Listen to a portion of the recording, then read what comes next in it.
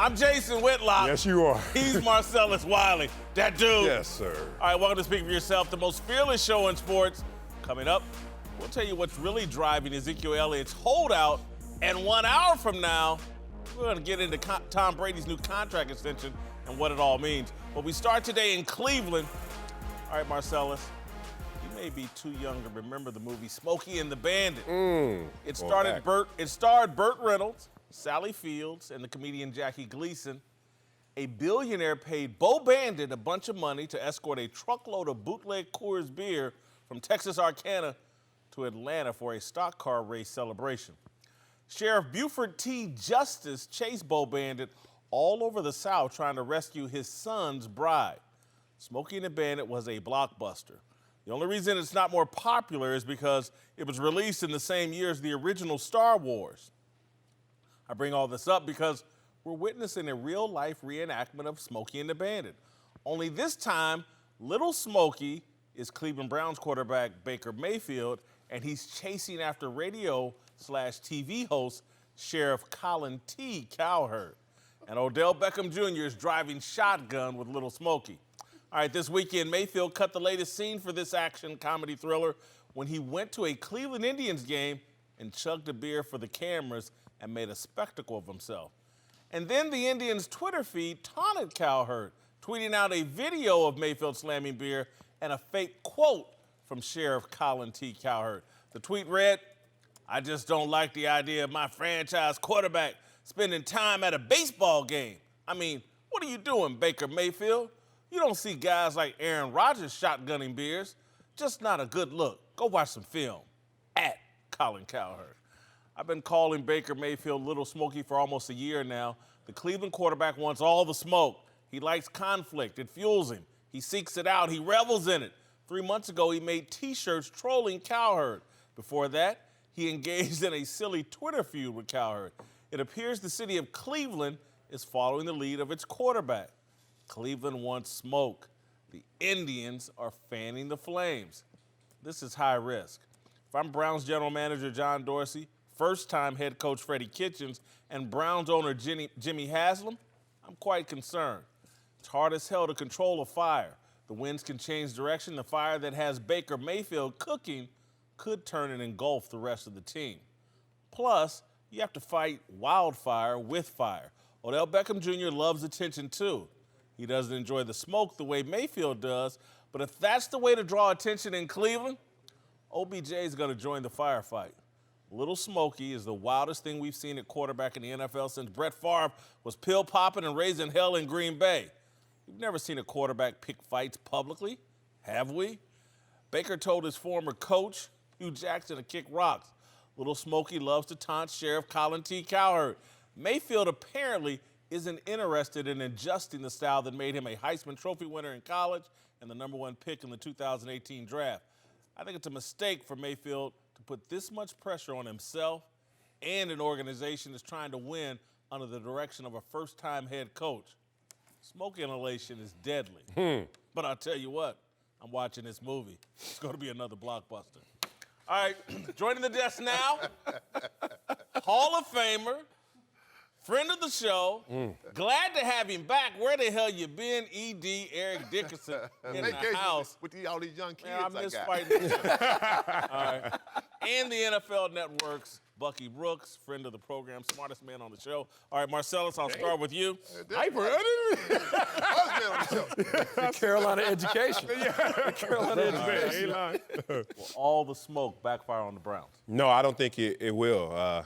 One, they've made this place a destination. Even if it's just in mindset, it's an attraction to free agents. It's an attraction to those on this roster right now. They feel like they've arrived. Now, obviously, you got to go out there and prove that with the results and the win-loss column. But in terms of hype and in terms of energy, this is great motivation for the place that we used to call the mistake by the lake. Think about the mistake by the lake and how that would deflate you if you're on that roster, wearing those doo-doo brown outfits and just going out there like, I mean, you lose games before you even get to the stadium just because you're not as up because you're on the Cleveland Browns. A couple years ago, this is an 0-16 team. Now, when you feel like you've arrived, all of a sudden, that energy picks up, and we know that football is a great game of skill, but a greater game of will. And whenever you can pour on energy to that, I've seen magical things happen. My best case in point, personally, you know, when coach comes out with the black uniforms that week, all of a sudden, you're like, what? I've seen that on the lower level to the professional level. Tennessee Titans come to mind. 4 years with Jeff Fisher. This was a non-winning team, 8-8 at best. They even were 2-14 the year he came in. Sorry, we used to play Tennessee. We were like, ooh, God, is that an expansion team? What's going on with them? New stadium, all of a sudden, new energy. Guess what? 13-3, went to the Super Bowl. Just like that with the same players. I think right now, when you have this new energy, this new mindset, you can get new results.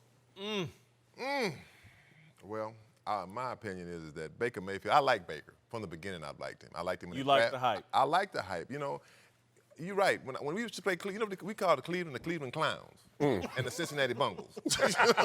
So, I mean, it gives them identity. I mean, it really does. You know, he's at a baseball game having a good time. It just shows he's a fan. If his name was John Thompson and this thing, the ultimate fan, they'd be like, look at the ultimate fan. He's having a great time at the baseball game. That's it. He'd also make a lot less money. Of course he would. Joe Blow But the thing is that he's not out, you know, running from the police. No more. Anymore. He stopped that. You know, he got caught. Doing things like hitting women, not doing none of that kind of stuff. No. He's doing stuff that's fun at a baseball game. He's in training camp.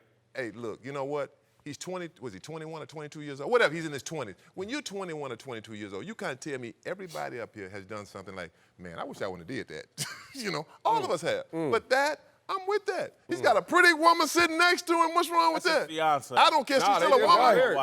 His wife. Wife. Well, his wife. So, hey, Hop that broom. I'm with it. I like it. I like the energy. So, and I think in Cleveland, the reason why it resonates, particularly with the executives, I was with the Green Bay Packers in the mid-'90s. All those guys, John Dorsey, Lonzo Highsmith, Elliott Wolfs, whose dad was the general manager for the Packers. Brett Favre would have a good time and be out and about, and at the same time, he won 3 straight MVPs. The thing that this does, though, is the more you put spotlight on your off-field endeavors, the more your on-field needs to be tight. So Baker Mayfield this year, he doesn't have the luxury of being able to enjoy a sophomore slide, a sophomore slump. He has to come out and play at a higher level. If not, all of these little things that we've talked about, they then become major headlines, and he has to answer for those things if his play isn't up to par. They have a first-time head coach. They haven't done anything. It was nice. They went 7-8-1 a year ago. Yes. This reminds me of what team was that on? They were calling the Dream Team, and what The Philadelphia Eagles. Philadelphia Eagles. Yeah. Vince Young. It was the Dream, wasn't it? Yeah, right? It was yeah, the Dream yeah. Team. And that turned into a nightmare real quick. Yeah. I mean, so I just don't. I think this works for Baker Mayfield and Baker Mayfield alone. And what he's doing, he's dragging the Cleveland Indians. He's dragging the whole team into it. And I'm not sure if I'm a first-time head coach with Odell Beckham Jr. new to the fold, because I'm just saying, Odell Beckham is not a conflict guy. He likes attention, but not conflict. He don't want any smoke. But if the way to get attention is to beef and do those things, we're going to start seeing this affect other players, and they're going to turn this into a circus more than a football team. I just think for Baker it works. I'm not sure if he's dragging the rest of the team into a fight that they really don't want. Well, let me push back. If you don't chug the beer, you ain't going 16-0. Like, think about the conference. Like, I love when people always like, oh, you over there messing it up. Bruh, this is not connected to that as much as you think it is. I saw the war paint dudes show up in the locker room, man. Yes, sir, yo, sir, ready for battle. Kickoff, whoop, pap. Where'd the war paint go? You know where it went? That was a locker room thing. This on this field, it's a moment of truth. No matter how you dress it up, you got to respond then and then only. How you get there, how you prepare, what's your process, it's all different. It may look different from the exterior. Even in this moment, The Cleveland Indians were tied 2-2 in that game. Baker chugs a beer, which I've never seen before. He bit the beer. I've seen that. You seen that? Yeah, I've seen it. Man, I've been to frat parties, passed out in a couple. I ain't never seen anybody bite the beer and take it to the head like that. But 5 runs were scored just in that moment because of the energy I'm talking about, man. It's something that if you can capture, run with it. Who hit the home run? Did somebody? I ain't watching Got baseball. this jersey he's wearing. I think the guy this jersey he's wearing. Oh, Lindo. Damn. Yeah, Even more. That's Even more. Even better. I just think it's tough with Baker. Like, he brings it on. Like you say, he likes to smoke. Man, it's tough to engage in all those battles all the time. At some point, you just kind of want him to do his deal. I want everybody to always be comfortable in their own skin.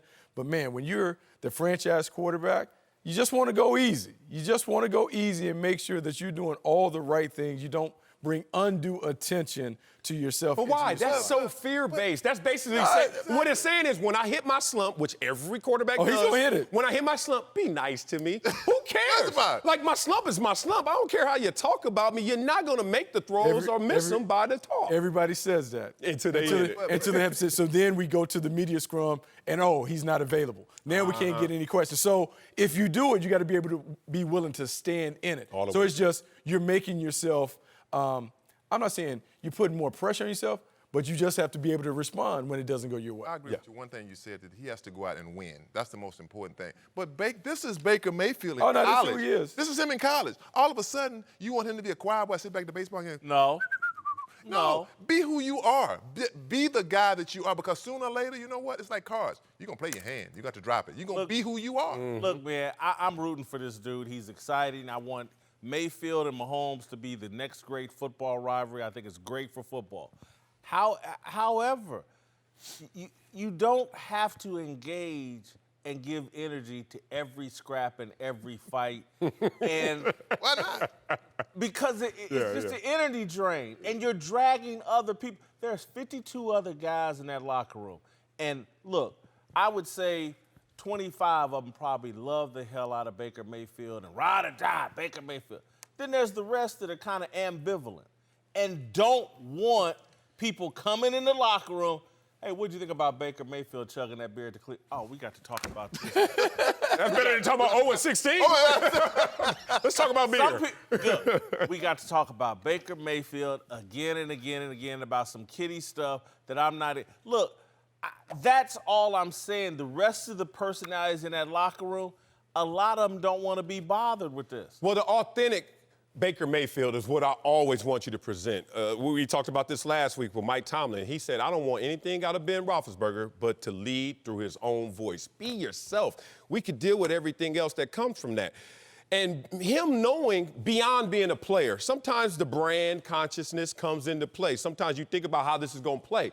This is even a smart play. Beyond being authentic, think about it. The line of being the understated quarterback, leader of your team, sitting on your hands is too damn long. If you're Baker Mayfield, you're like, how many guys have actually wanted to smoke and actually dealt with it, could breathe through that smoke? What warms you can burn you, but what if it doesn't burn me? What if I'm actually the one that can stand there, like you said, through adversity? Oh, I'm available. I'll talk through it. If he can play that, Joe Namath 2.0, whatever this may look like, he's a rock star.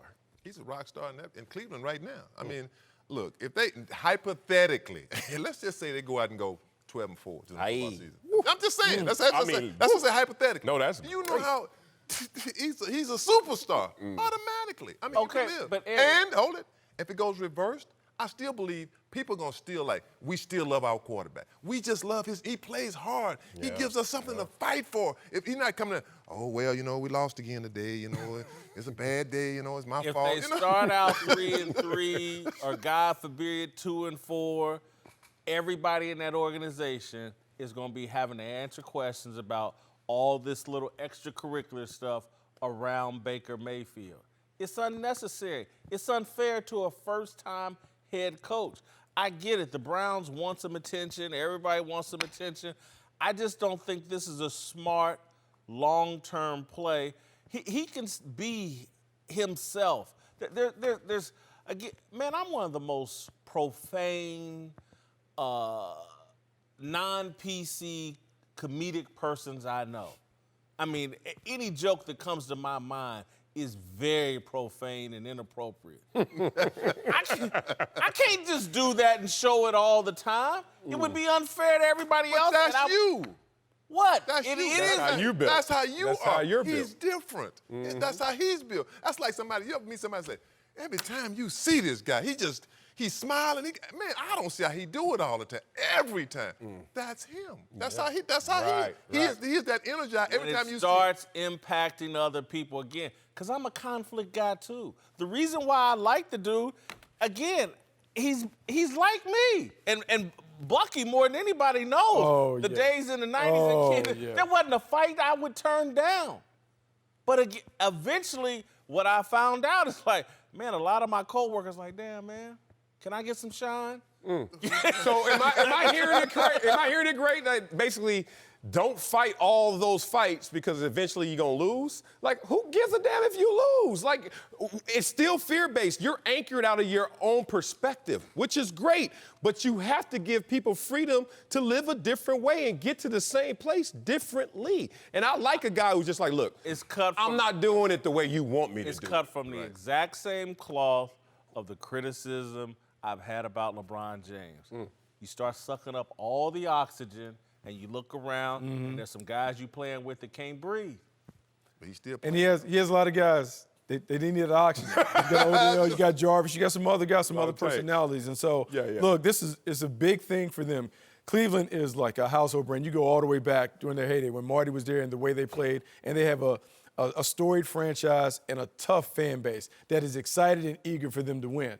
Look, man, all eyes are on them. They are must-see TV this year. He's walking into the light. We'll see if it burns him, though. What if this is just overcorrection? A lot of times when you've been through hell, franchise, just the fact that no one notices you, you know you overcorrect. Sometimes you go a little far, you exaggerate it, but then that comes back and regresses to the mean once you realize, oh, they're respecting us. So we don't have to, even the Eagles did it in their Super Bowl win. They're putting on dog masks and stuff. Pay attention to me. And then once you win, I ain't see a damn dog mask, did you? And they try to bring it back. Big Mill, I get it. I get it. Maybe this is a part of their design just to say, look over here, because we are ready. We'll see once they get there if they're ready, and if they are, will they continue with this? My money's on Cowherd. Eric Dickerson is back with us.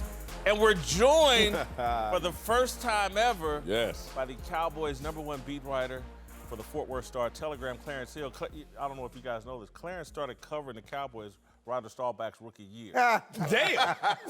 Clarence, it feels like that. Graduated Feels like UT, that. I think in 48. Wow. First Omega to cross. I'm glad you are, too. Shout out, my boys was watching them. You got the purple on. Anyway, all right, time for a big story. Respect. Let's move to the Cowboys, who are now entering the second week of training camp without Ezekiel Elliott as the running back's holdout continues to drag on. Dak Prescott says he's in communication with his good friend Zeke, but that quote, business is business. Zeke, meanwhile, is clearly paying close attention to what's happening in camp. Tweeting some angry faces after the team tweeted out some love to rookie running back Mike Weber. All right, Clarence, I've been trying to convince these guys for the past 2 weeks that Ezekiel Elliott's contract problems are directly related to Dak Prescott's desire for $30 or $32 million a year. You agree or disagree? Okay, let me stop at one thing. That emoji he tweeted out is not an angry emoji. That's a young folks thing. That is triumph. He's supporting his boy Mike Weber. That's not an angry emoji. Most us olds think that's anger. It's not. You ask some young folks, the millennials, that's a positive emoji. The youngsters are going to say triumph. Yes. Millennials are going to sit there and say triumph. Yes, you can Google it. I Googled it. There's a definition for it. It's called the triumph emoji. You need to go to Urban Dictionary then, because that look like I'm upset. I know what it looks like. But that's not how they interpret it. I'm going to tell you this. That's not how they interpret it. Clarence, I had to look this up myself. All right, go ahead. I'm just saying, that's not how they interpret it. Anyway, and he's used that emoji before after long runs, so it's not a negative thing. That's his boy Mike Weber from Ohio State. There's no way it was going to be negative. Agree with you. Okay? Regarding Dak and Zeke, they're boys, okay? There's no way Zeke is jealous of Dak's money. Not at all. Can he be driven by it? You don't have to be jealous. He's not driven by it. He's driven by getting his own money. You got to understand that when they opened the offseason, Stephen Jones said, I want to pay Dak now. I want to pay Amari now because of the last year of their deals. But I want to kick Zeke to next year, okay? It's about getting paid now. Before, Stephen Jones said, we're going to prioritize Dak and Amari. We're going to wait on Zeke. Now, after the holdout, we're talking about Zeke's money now. They're addressing Zeke's contract now. So mission accomplished for Zeke. The holdout got the Cowboys addressing his contract now with Dak and with Amari. Well, we got to separate the real world from the football world in terms of jealousy and what's driving you. Look, you could be boys. And in the real world, we all know that there's enough to go around. So therefore, I'm not mad at you getting yours before me, with me, after me, whatever. But in football, there are finite resources, brother. There is a salary cap. There is a point where you're like, whatever you do affects what I can do. And that's when you start getting that pecking order. And I've been in contract situations before with friends and just also with just teammates. Like, we're a little distant in terms of our friendship, but we're on the same squad. And you're always taking a peek because you're trying to see what's left. And as I said before, Zeke is upstairs right now smelling bacon downstairs, and it's cooking, and he's hungry, but it ain't his turn to go eat. So he's like, save me some pieces of bacon, and we'll see if Dak is going to allow for that. Well, it's not Dak's choice. Okay? Oh, yes, it is. No, Dak going to get his. He's supposed to get his. Zeke's going to get his. Amari's going to get his, just like DeMarcus Lawrence got his. In the same week that Tom Brady made it a choice to get a pay raise to $23 million, it's not your choice? We talking about Tom Brady. Hold on, but we talking about choices. Is Bill Belichick in Dallas? Are we talking about choices? When you get Bill Belichick in Dallas, then we can talk about that whole situation in New England is interesting. It is. That owner's making a lot of money, ain't paying nobody, okay? I love it. That's a whole different situation. He also has a wife that makes billions of dollars, and she's the breadwinner of the family. Everybody can't be like that. I get it. But understand the Cowboys cap situation. They got money to pay all three. It's not a situation where they got to choose. Mm-hmm. And they want to pay all three. They've given good contract offers to all three. I heard you say earlier Byron Jones may not get his money. Byron Jones just had hip surgery. Let's see what he does coming off hip surgery. And again, you got Chris Richard there, the architect of that Legion of Boom secondary. He has a certain type of cornerbacks he like. You know, he may want to groom some of these young guys. We'll see. But right now, they're addressing the big three. The Cowboys have $25 million in cap room on this year's cap. They got $75 million on next year's cap. They get all three of these guys done. They can dump that money this year and next year, and then wait on what they're going to do with Jalen Smith and Leighton Van Der Esch, those guys down the line. But they got money to get all three of these guys done. It's not one or the other. It's amazing. At what number? It's amazing that how the running backs are treated. Zeke is the best player on that football team. They run the football. He's the best player on that football team. But Dak is going to make more money. That's just a fact because he's a quarterback. Zeke should be holding out because, you know, one thing when it comes to running backs, we have a window. We have a window. And right now, Zeke is like this. And by next year, next 2 years, he's going to start leveling off. Then he's going to start going down. That's the facts. So he has to get his money now. They should pay him now. I don't even blame Jerry Jones. I don't blame Zeke's agent. I don't even blame Zeke. You have to look at the NFLPA. You have to look at how they set this up. You've got basically, they can lock him in, really truly lock him in for 7 years. They can lock him in for the 4 years for the rookie deal. They can also then the option, then franchise him twice. Yeah. After that point, you know what, I'll say, I'll just get me a younger back. We got a young. Cheaper. So he's got to get his money now. I don't blame him. So Eric, let me ask you this. Though. Hold on, Clarence. Let me ask you this: if you're Zeke, you and Dak are friends, but you know you're the best player on the football team, and Dak's about to get $32 million a year, would that not impact your thinking? I don't think it's not going to impact my thinking. Look, money is funny when it comes to money. Let's put it like that there. You know you the best player. Of course you're going to be like, damn, man, this ain't right. But it is what it is. That's the problem. It is what it is. I mean, it's like football. Look, in football, it's going to only be 4 or 5 top running backs, truly top backs in the league. The same thing at the quarterback position. It may be 5 or 6, but they'll pay the rest of those bums because he's the quarterback of the team. He doesn't mean he deserves it. It's just because he's the quarterback at that position. That position is going to get paid no matter what. All right, Clarence, let me ask you this, because you are the authority on the Cowboys. My contention has been when Dak walks into that locker room making $32 million a year, it's going to up the pressure on him. He's been there. Everybody loves Dak, but once you come in making $30 million a year, he could get treated the way the Seattle Seahawks treated Russell Wilson. People could turn on him. If he's going to have to be an elite quarterback and perform at that level, or there will be some guys in that locker room that'll start publicly questioning. Well, I know one thing, the fans already question it. I mean, Dak is already feeling the heat. I mean, as the Cowboys quarterback, there's no, honeymoon period. When he replaced Romo, there were people criticizing and critiquing him and ripping his game apart and taking his game apart. So certainly that's going to happen when he gets his money. He's going to get his money. But Dak is a guy that can handle it. If you know anything about Dak, his leadership, his mindset, he sets the proper tone. He does things the right way. I don't think that's going to bother him. This is a guy that's the hardest worker on this team. He is a true leader. He's going to do everything necessary to be the best quarterback he can be. And the Cowboys buy into that. They have no problem paying. Defensive players. Defensive players love him, too. Everybody loves Dak Prescott. Dak, I mean, Defense is carrying that I team. understand. Stop it. It's not? They've been there 3 years, right? Yeah. He's been there 3 years, 2 division titles. His rookie year, they went 13-3. Did the defense carry them then? No. Now 21 did. No. But they went hand in hand. Dak won They rookie do. of the They year. go hand- He right. had 20 touchdowns, Right. 4 interceptions. They work hand in hand. Defense is not necessarily carrying that team. It's a complete team.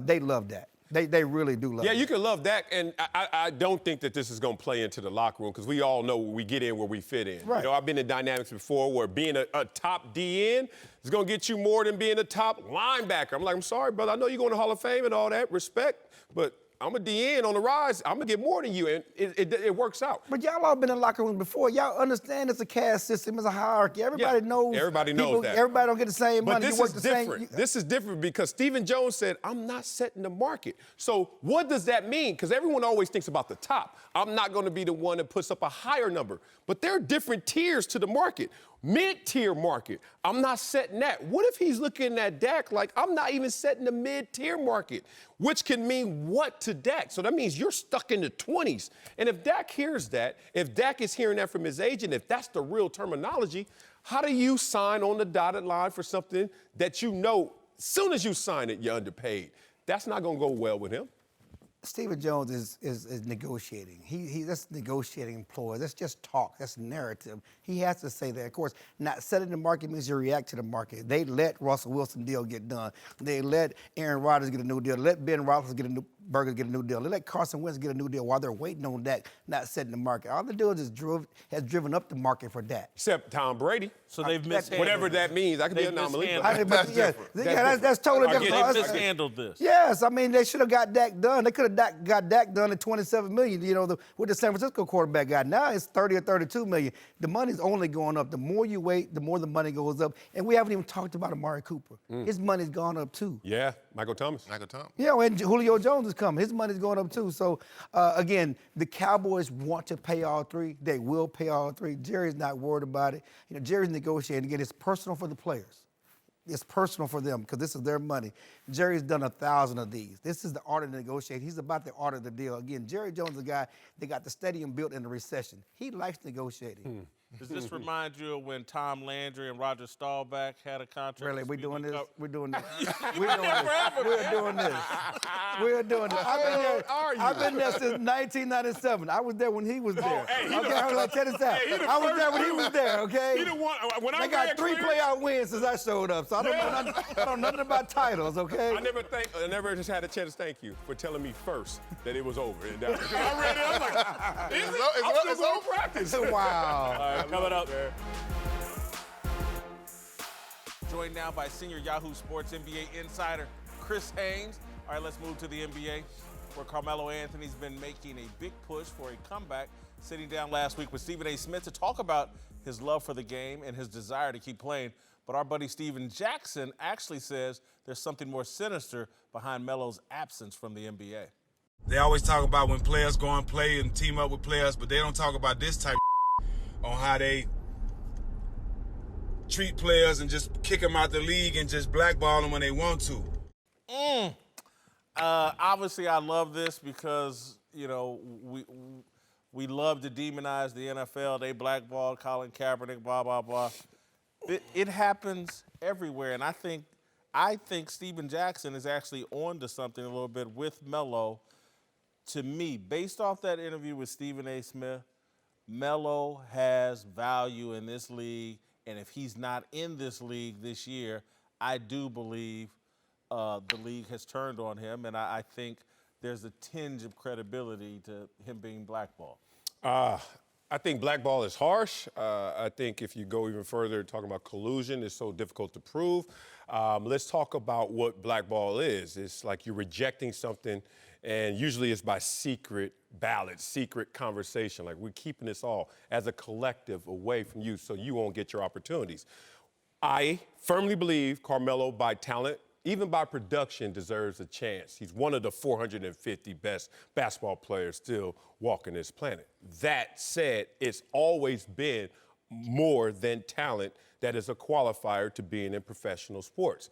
Why isn't Carmelo in the game right now? It's because there's another layer to this conversation that I don't think is a collection of thought. I think individually, every team, every owner is thinking the same thing. What's the difference? My thoughts are Carmelo is a great player, aging superstar, aging star, whatever you want to call him. Difficult to mesh that with a lot of youngsters who I want to groom for their position in their prime, as well as difficult to mesh that with guys who are getting the love but are lesser in terms of what they have accomplished than Carmelo. Where do you fit? You don't necessarily fit with the youngsters in grooming, and you necessarily don't fit with our young stars because they're lesser than you and your best. So I think that's where the difficult fit is. What happens to me looking at it from my vantage point, that owner says it to himself. The next owner is thinking the same thing. It's an easy narrative. Phil Jackson said the most difficult thing to do in the NBA is coach an aging star. I think they're individually thinking this, not in collection and not to the point of blackball. I think, to your point about Phil Jackson, the most difficult thing about coaching an aging star is when that star is one-dimensional. Carmelo, all he is known as a scorer. That's it. Now, when you get later on in your career, as you start to age, you start to produce. Now, look, talent-wise, he's better than a lot of players. Oh, yeah. Like, you know, look at Jared Dudley, and no disrespect to Jared Dudley, but Jared Dudley made a niche for himself probably about 3 or 4 years ago as a catch-and-shoot player and a good locker room guy. Carmelo hasn't put that perception out there for us to see. And now when you look at his talent-wise, yes, he's good. But once, if you're just one-dimensional, your point production start to erode, and then over time, that pool of teams that were high on you 5, 7 years ago, it dwindles down to about 3 or 4. And now, say there's 3 or 4 teams that's a fit, but you might not be their top priority in those 3 or 4. And so it dwindles down even more. So I think it has a lot more to do with Carmelo not accepting a new, like, he's never going to be a great defender. So that's fine. But I think he needed to show more leadership skills in the locker room probably 3 or 4 years ago that would adapt him to this time where owners and GMs could say, you know what, he may not be skillfully there, but he could be a good locker room presence. And you guys have both made far better points than I originally did. And I want to piggyback off of what you guys are saying because I think you're exactly right.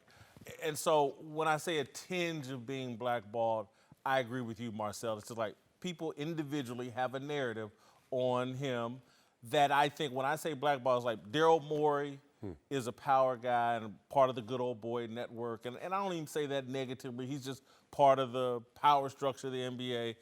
And the narrative on Carmelo is he's not going to help your young people develop mentally.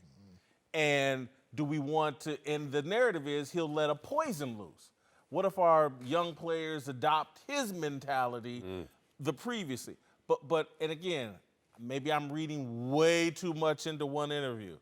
I was so thoroughly impressed with the guy during his interview with Stephen A. Smith, his awareness, the depth of his understanding. I think he's in a different place, and I think if these NBA people look at that interview, it's worth engaging with Carmelo and having the discussion about how are you going to help us develop these young players into the right mentality? Because we can figure out a way to get you on the court for 20 minutes a night, leading our second unit. You can be a part of helping us, our offense, operate when our starters sit down.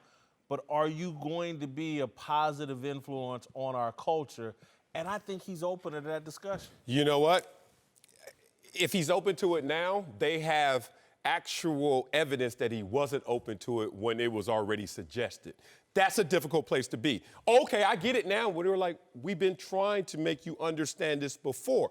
And then interview emotionally, that context is not the same as being on a team, in the organization, in practice, where you're here as a guy who is a great locker room presence, who can give us help off the bench, whose main job is to get our stars ready. When you're off the bench, everyone talks about the game experience coming off the bench. Midway through the first quarter, I walk in, I'm Carmelo Anthony.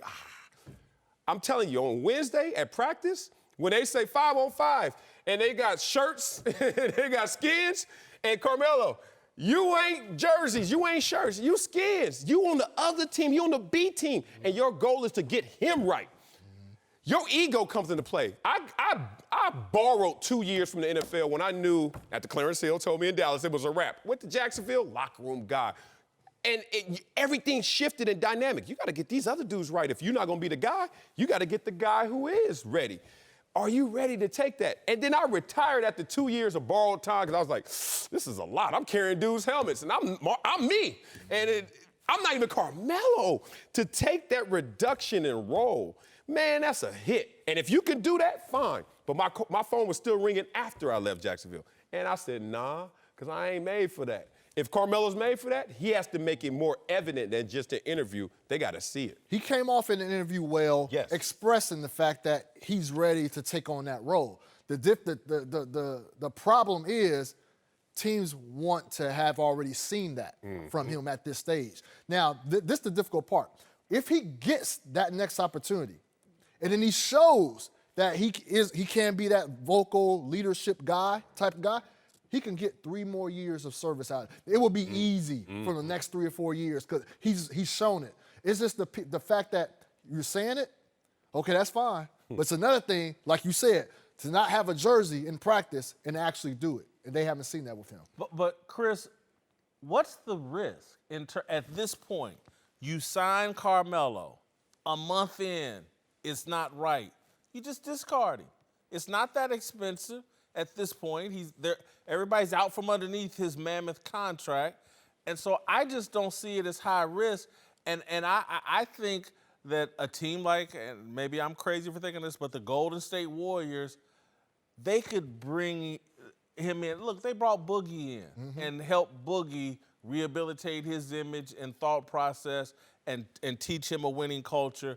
I think there may be an opportunity for Carmelo.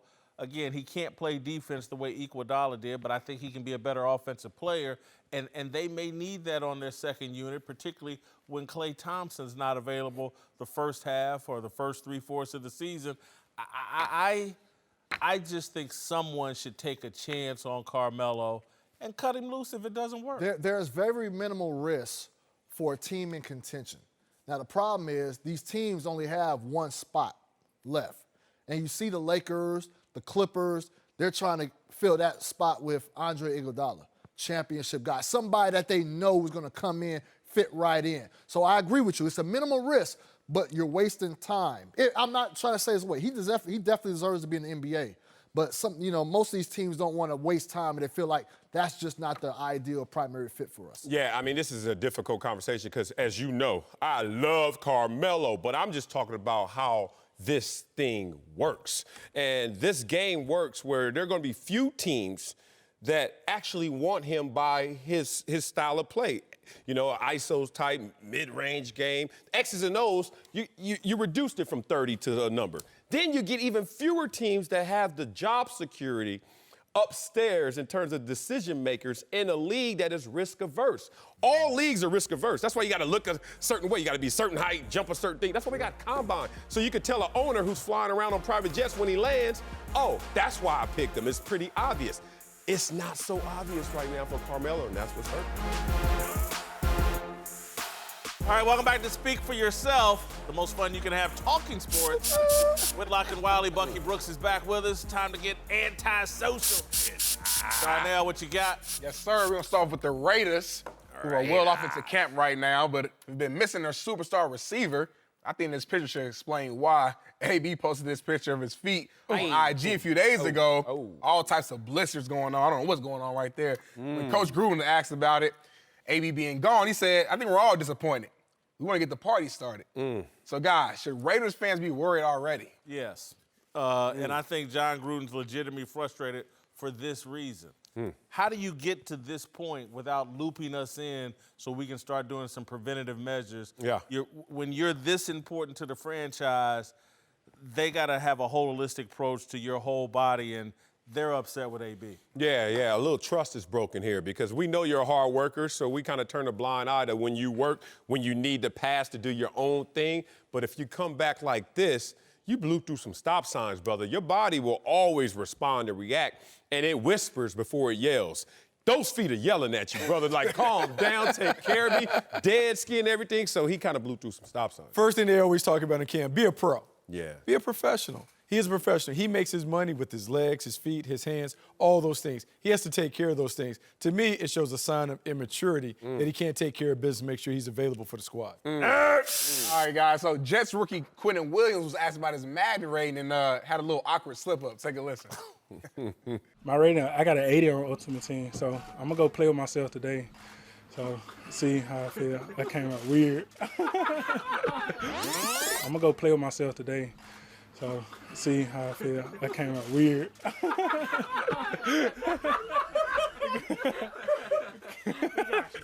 Yeah, I'm mad. I'm playing myself. I'm mad. I thought it was hilarious. I just want to ask you guys, what was your reaction? He will feel good. I can guarantee you that. He's right. He will feel good. One hand with the controller? You can still play. Can you still play? Might play better. And our coordination. That was funny. It was one of those, like, at first I laughed, and I was like, did he have that loaded? It almost like it was too smooth, man, but that was hilarious. Yeah, look, good kid. He's caught himself a couple times in media dust stuff. This was pretty funny, though. Yeah, he's good. All right, let's move to Darnell's question of the day. All right, take it away. All right, guys. So California recently passed a statewide law that further limits tackling at the youth football practice. A couple of their new laws were no full contact practices during the off-season, and then full contact is only limited to 30 minutes per week. And it sounds like they're also headed towards a tackling ban for all players under the age of 12. So I want to ask you guys, would this be a good idea? Banning tackle football for everybody under 12 would be an overreaction, in my opinion. But that's what we do now. We overreact to whatever the media narrative is that's being pushed. I saw something last week over Twitter, a report about how CTE is found in people that have had no history of playing contact sports. I'm someone that believes the CTE argument is not being told properly. Look, in jest, I'm like, do whatever you want to do, because my son ain't playing tackle football at that age. I just don't think it's a necessary evil anymore. Look, the flip side, the serious side of this conversation is what you're going to do with a kid from, like myself, who was 8 years old to the age of 12, who got a lot of his identity, his discipline, his work ethic, his structure from playing tackle football. But a lot of guys are going to be littering the Hall of Fame coming forward. Drew Brees comes to mind, who didn't play youth tackle football, who learned how to play the game at a high level, the highest level. So do you want your 11-year-old concussed? Okay, it's not about CT. Like me, do you want your son's knee dislocated, hamstring torn, and you're 9 years old talking about I want a Pop Warner championship? I just don't think that's the necessary road. My son's playing flag. Oh, see, now I'm a guy. I played Pop Warner, won a national championship when I was 14 for a Pop Warner squad back in Raleigh. Shout out to the North Raleigh Braves. But I believe that you still can play. I think the measures that they're putting in when they're saying 30 minutes of full contact, that basically means full contact where you can take them to the ground. I believe today's Pop Warner coaches should know how to teach the game without being scrimmaging all the time. Basically, what they want the Pop Warner leagues to mimic what they're doing in the pros. In the pros, you rarely go to a practice and see full contact tackling. Right. You want to see guys at a thud tempo, teach the young kids how to play right, then you don't have to worry about all the injuries and some of the concerns that you expressed about your son. But we police it better at the pro level, obviously, For because sure. of resources. Most coaches are great, but I go to a lot of No, you're popular right. practices. It's a disgruntled, almost made it coach who's Living vicariously his life. living through their kid and going overboard. And who's going to police 30 minutes? Come on, man. I listen. One, Bucky's a high school coach and deals with youth football all the time. But Marcellus, you made a point earlier about you as a kid from 8 to 12. You talked about identity, blah, blah, blah. Yeah. I was a hyper-aggressive kid. I was hyperactive on hyperactive medicine, blah, blah, blah. If not for football and me having a proper outlet for me to get rid of some of my aggression, Right. I don't know where else I would have got rid of my aggression. Flag football? That doesn't count? You Nah, just got to lay man, somebody I out? needed to hit somebody. So somebody's getting laid out, though. Yeah, I needed At to hit 9. somebody. Necessary? I played with kids older than me. Uh-huh. And again, I needed that All right. because I could misdirect that. Yeah, I mean, I get it. I'm not trying to push and say absolutely we need to get rid of it, but it's going to be hard to police the medium if we're going to try middle. It's going to be hard to police it, but I think if we can focus on the good things that come from playing team sports and tackle football, think about the mentors, the things that you learn in terms of hard work, teamwork, the conditioning, getting guys to exercise and get out and run laps and do all that other stuff. So there's so many good things in youth tackle football that I would hate to see kids miss out on just because we're overreacting to some of the stuff that's out there. Eric Dickerson and Bucky Brooks are back. Let's move to Tom Brady, who might have turned 42 this weekend, but that didn't stop him from signing a 2-year contract extension, which keeps him under contract in New England through 2022 and raises his salary this season from $15 million to $23 million. But as the NFL Network's Ian Rappaport reports, the final 2 years of the deal actually void at the end of this year, and the Patriots cannot use the franchise or transition tag on Brady. All right, the question here is, I think that either Brady or the Patriots want this to end sooner than later. I'm not 100% sure who, but I'm asking you guys, who is more eager to see this contract play out, Brady or the Patriots? Patriots. It's not even a close call for me. Look, the Super Bowl champion New England Patriots, let me say that respectfully. So while you have this level of success, it's obvious. Let's just keep rolling with it, even though it may be moving the ball down the field in terms of what we have to ultimately make in terms of decision. But the Patriots are like, we're not rushing to get you out the door, but as soon as we see underperformance, as soon as we see that we're not living up to expectations, and that could be divisional round loss for this team, it's a Super Bowl champion team. As soon as they see it, they're going to run with it. Because you can see too many predictions already of his demise early.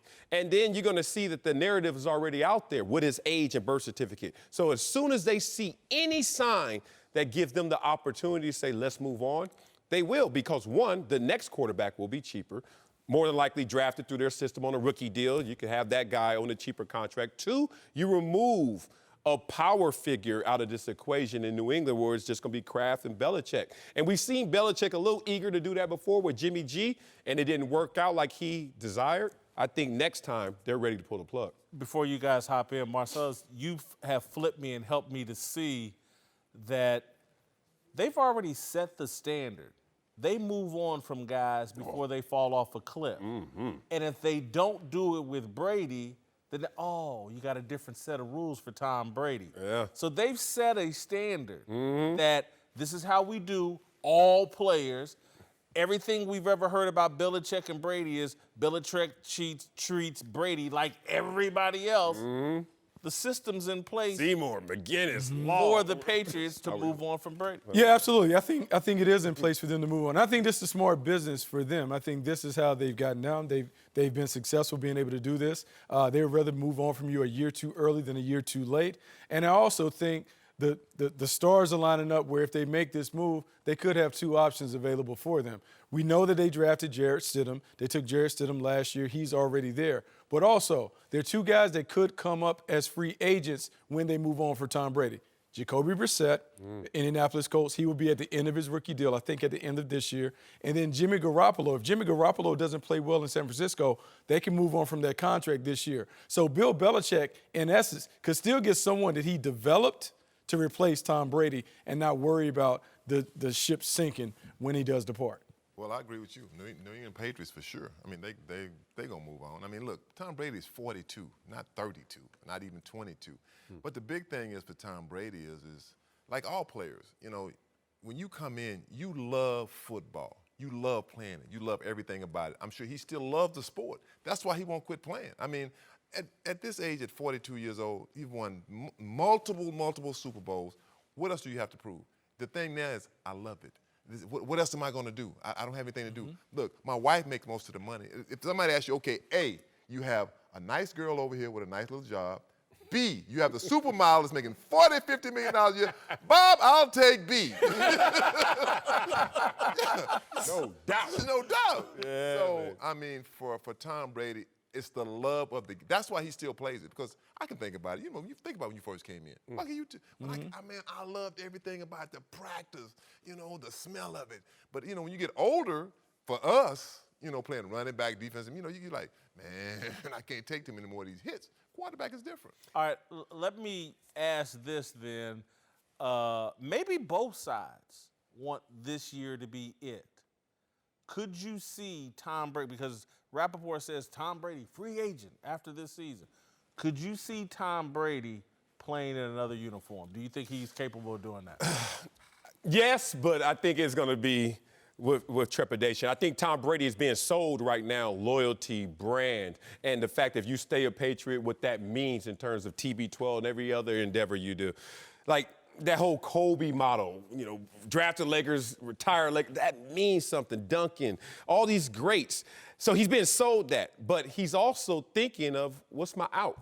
That's why in this same contract, you can't franchise me. You can't make me stay here unless it's under the circumstances and conditions I desire. So that means, to me, the player in him is saying, I could put on a different jersey if forced to.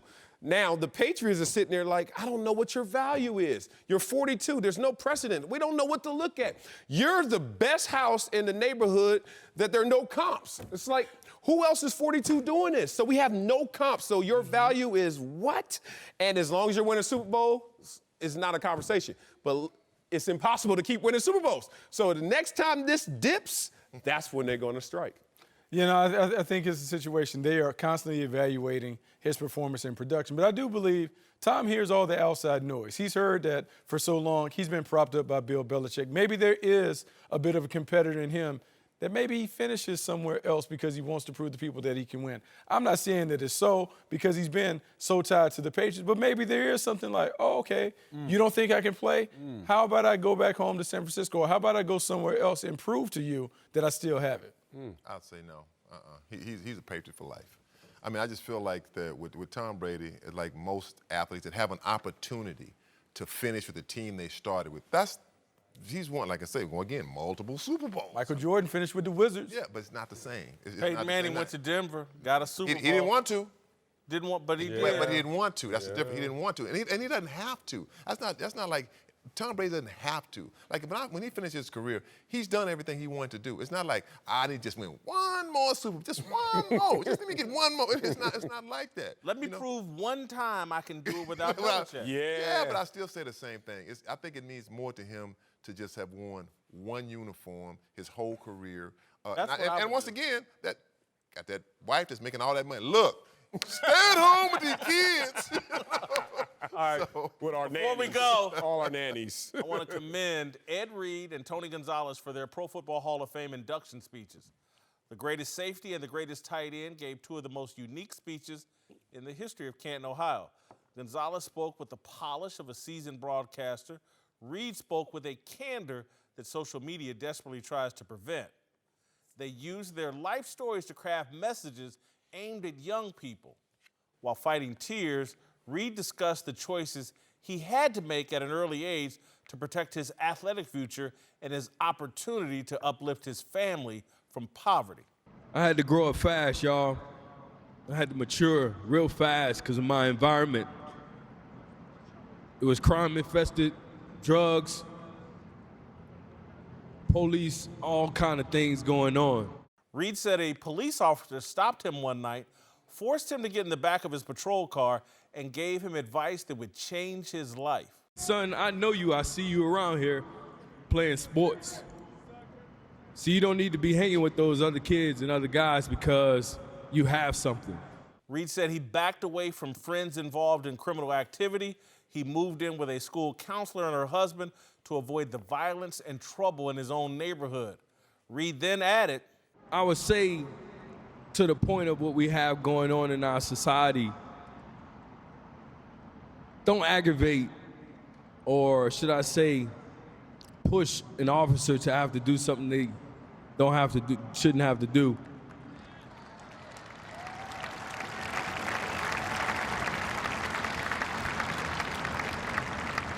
We all are human beings.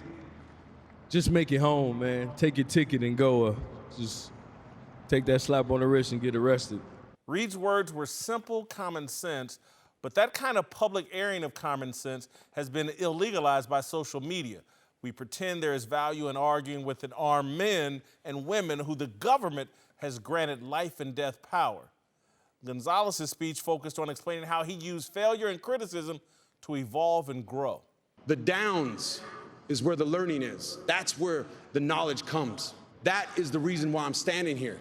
It's not about the touchdowns. It's not about the catches. It's not about the glory. The most learning you'll ever do is when you go through the bad times. In fact, that's part of it. That's part of it. So welcome that when it comes, because I know what it's done for me. Gonzalez's initial years at Cal Berkeley were a waste because he prioritized socializing and partying. His second year in the NFL, he led the league in drops and appeared to be a bust. He changed his approach to the game and his mindset by reading books about some of the greatest achievers in sports and life. All you kids out there playing football or any sport, when you start out, it ain't how you start out, it's how you finish. First thing you got to do is get through that fear. First thing you got to do. So much of modern discourse is compromised by celebrities saying things publicly they don't say privately. I ask people all the time, is that the advice you would give your kids? I didn't have to ask that Saturday night listening to Ed Reed and Tony Gonzalez. More Speak for Yourself after this. Chris Haynes is back with us. Let's move to the Warriors, who might not have been able to keep Kevin Durant this offseason, but will be keeping Draymond Green around for a while. Handing Draymond a 4-year, $100 million contract extension, Green has long been the heart and soul of the Warriors, but is coming off a down year where he was out of shape and got into a major public spat with Kevin Durant. Question here is, smart for the Warriors to commit long-term to Draymond Green? I think it's smart, and I think it's a win-win. I think that Draymond is thinking, I don't know how kind the market will be to me as a free agent. Let's just be real. You know, his numbers don't really tell his true value in terms of his production. So the Swiss Army knife on the open market may get a little undervalued. And the Warriors are sitting there like, okay, he's going to make 25 per. Some people will say that's a lot for Draymond. I don't think so, because you're going to blink and there will be guys making $50 million in very short term. So it's a smart deal from both sides. I see it as a win-win. It's definitely a win-win. From the Warriors standpoint, I think they got the best of this situation. You lock him up for 4 years. He has a player option, something that the Warriors typically don't give to their players. Stephen Curry, Klay Thompson, none of those guys had that. And I reported a few minutes ago that his contract also contains a 15% trade kicker. So that's going to work in his benefit. But I will say this. There are some Explain trade kicker. Now, he will get 15% of his contract if he is traded to another team. Gotcha. So that makes it difficult for a team to want to go and pay trade. raise. Yeah. Huh? So also, when it comes to Draymond, there are players who are going to be free agents next summer who look at this situation and say, hey, man, you know, he settled because he could have got $150 max deal from another team had he hit free agency, $200 if he stayed with Golden State. And so they're looking at it like it's setting the market for me. So if I'm playing a similar position, I might even be better than Draymond, but now his contract is setting the market for me next summer. So they're not feeling it. But for him, It's a win-win. They need him to keep this nucleus together, to keep the championship contending team intact. To me, this sounds like the Warriors and Draymond are on one accord, that their relationship is rock solid, and it should be, because I think clearly the Warriors chose loyalty to Draymond Green over Kevin Durant. I think they would have had a better shot at retaining Kevin Durant if they were willing to move on from Draymond, weren't willing to do that. And so Draymond appreciates that loyalty. He doesn't break their back financially. He doesn't play this all the way out to try to see if he can get a $200 million deal or $150 million someplace else. So I think this works for both sides.